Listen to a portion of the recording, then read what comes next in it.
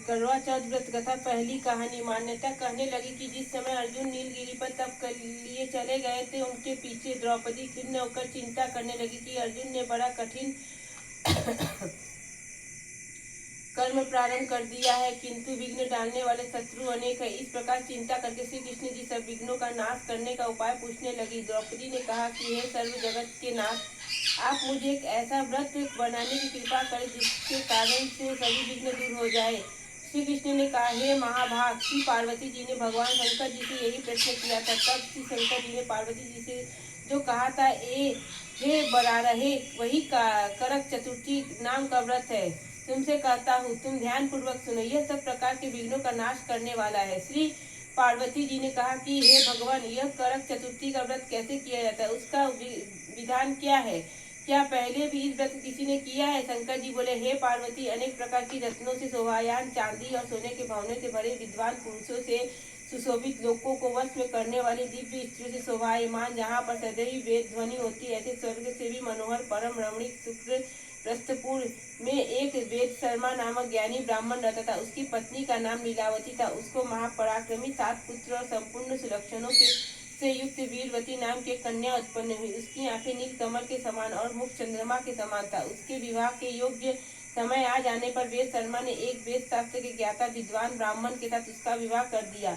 इसके पश्चात वीरवती ने अपने भाइयों की पत्नियों समेत गौड़ा का व्रत किया। फिर कार्तिक कृष्ण चतुर्थी के दिन व्रतोपवास का सायकाल में स्नान कर सभी ने भक्ति भाव से वट वृक्ष का चित्र बनाकर उसके नीचे शंकर जी, गणेश जी और स्वामी कार्तिकेय के साथ पार्वती जी का चित्र बनाया और ओम नमः शिवाय इस मंत्र से गंध पुष्प और रक्षादि से गौरी जी का पूजन किया।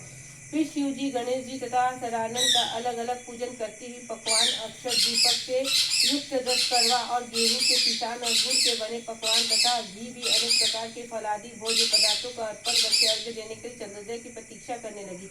इसी बीच वीरवती बाला भूख प्यास की पीड़ा से मूर्छित होकर पृथ्वी पर गिर कर पड़ी। तब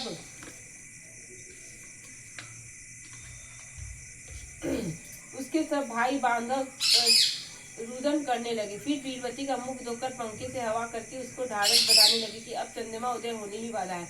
उसका एक भाई चिंता युक्त होकर एक महान वृक्ष पर चढ़ गया। बहन के प्रेम से दुखी भाई ने जलती हुई लुकारी देकर चंद्रमा के उदय होने का बहाना कर दिखाया। वीरवती ने चंद्रमा का उदय जानकर दुख का त्याग करके विधि विधान से अर्घ्य देकर भोजन कर लिया। इस प्रकार व्रत के दूषित हो जाने के कारण उसका पति मर गया। जब वीरवती ने अपने पति को मरा हुआ देखकर पुनः शिव जी का पूजन 1 वर्ष तक निराहार रहकर किया।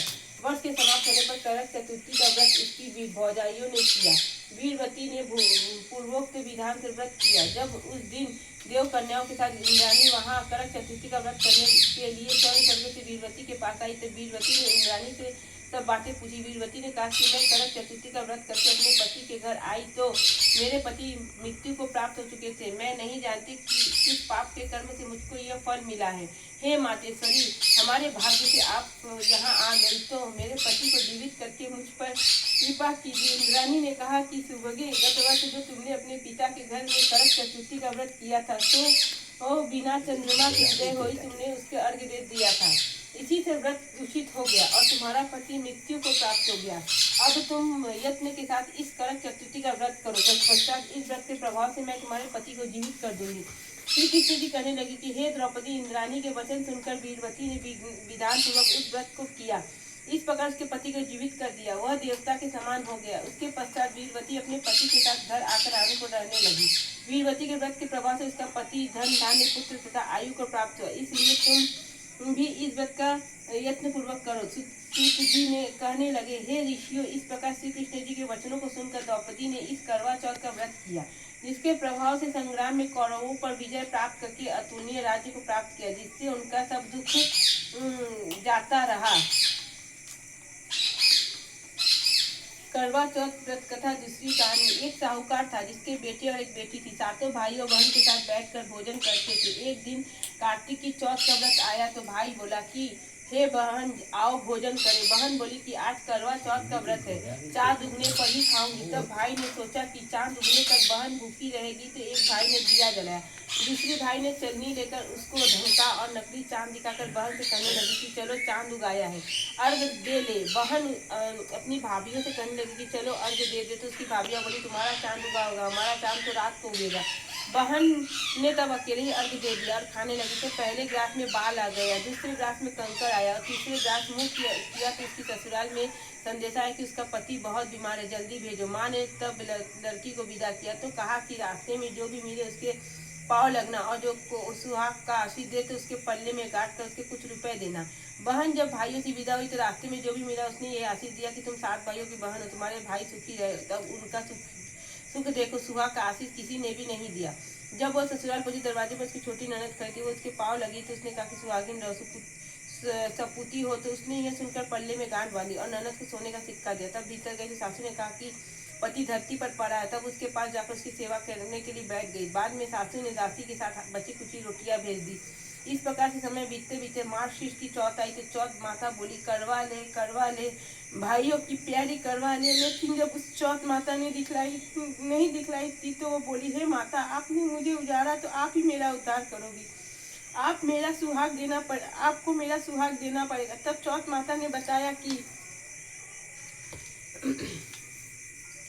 पौष की चौथ आएगी, वह मेरे से बड़ी है, उसे ही सब करना, वही तुम्हारा सुहाग वापस देगी।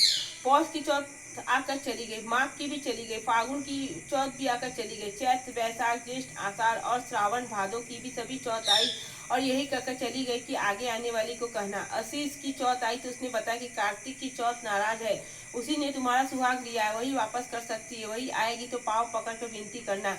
यह बताकर वह भी चली गई। जब कार्तिक की चौथ आई तब वह गुस्से में बोली भाइयों की प्यारी करवा ले, दिन में चांद उगानी करवा ले, व्रत खंडित करने वाली करवा ले, भूखी करवा ले। तो यह सुनकर चौथ माता को देखकर उनके पाँव पकड़कर गिड़गिड़ाने लगी। हे चौथ माता मेरा सुहाग तुम्हारे हाथों में है, आप ही मुझे सुहागिन करे। तो माता बोली पापी हत्यारिन मेरे पाँव पकड़कर क्यों बैठ गई। तब बहन बोली कि जो मुझसे भूल हुई उसे क्षमा कर दो, अब भूल नहीं करूंगी।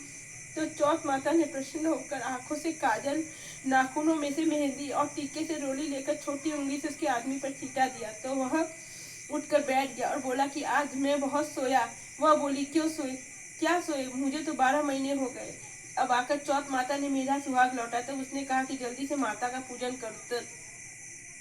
जब चौथ की कहानी सुनी, करवा पूजन किया तो प्रसाद खाकर दोनों पति पत्नी चौपड़ खेलने बैठ गए। नीचे से दासी आई, उसने उन दोनों को चौपड़ पासों से खेलते देखा तो उसकी सासू जी को जाकर बताया। तब से सारे गांव की यह बात प्रसिद्ध होती गई कि सब स्त्रियां चौथ का व्रत करे तो सुहाग अटल रहेगा। जिस तरह से साहूकार की बेटी को सुहाग दिया उसी तरह से चौथ माता सबको सुहागिन रखे। यही करवा चौथ के उपवास की सनातन महिमा है। करवा माँ करवा चौथ व्रत की तीसरी कहानी। प्राचीन काल में करवा नाम की एक पतिव्रता स्त्री अपने पति के साथ नदी किनारे एक गांव में रहती थी। कार्तिक मास के कृष्ण पक्ष की चतुर्थी के दिन उसका पति नदी में स्नान करने के लिए गया। स्नान करते समय एक मगर ने उसका पैर पकड़ लिया। वह करवा करवा नाम लेकर मदद के लिए पुकारने लगी। उसकी आवाज सुनकर उसकी पत्नी दौड़ कर आई और उस मगर को कच्चे धागे से बांध दिया। मगर को बांधकर यमराज के यहाँ पहुंची और यमराज से बोली भगवान मगर ने मेरे पति को पैर पकड़ लिया, अतः पैर पकड़ने के अपराध में आप अपने बल से उस मगर को नरक में ले जाओ। यमराज ने कहा अभी मगर की आयु शेष है, अतः मैं उसे नहीं मार सकता। इस पर करवा ने कहा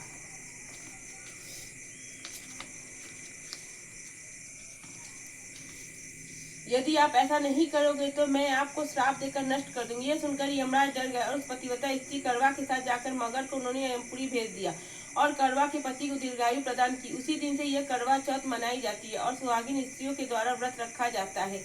हे करवा माता, जैसे तुमने अपने पति की रक्षा की वैसे सबकी पति की रक्षा करना। करवा चौथ की व्रत कथा चौथी कहानी। एक ब्राह्मण परिवार में 7 बहुएं थी। 6 बहुओं के मायके वाले बहुत अमीर थे, इसी कारण ससुराल में उनका बड़ा मान था। परंतु छोटी के मायके में कोई नहीं था। वह घर का सारा काम काज करती, सबकी सेवा करती, पर कोई उसे प्यार नहीं करता। सभी उसे दुत्कारते रहते। 30 त्योहारों पर भी जब उसके मायके में कोई नहीं आता तो वह दुखी होती।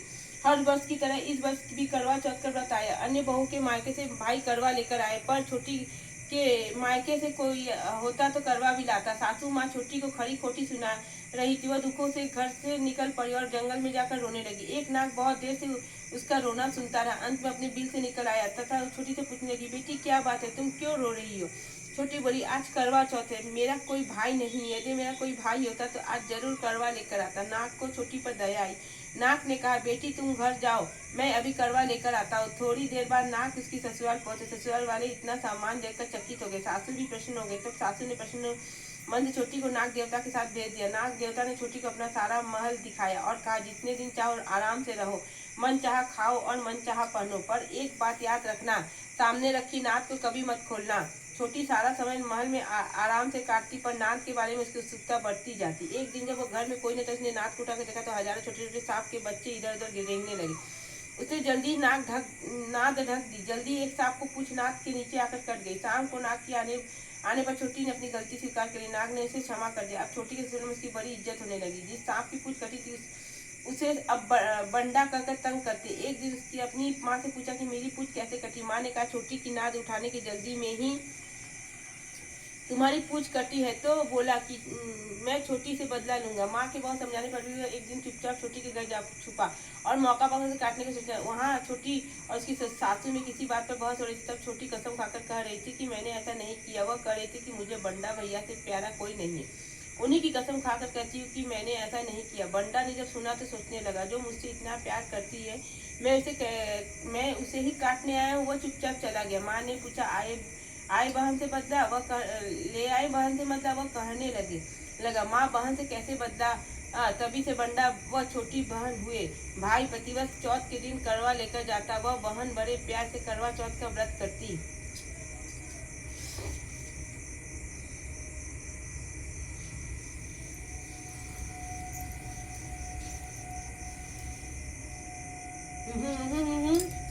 बाबा के डर बाबा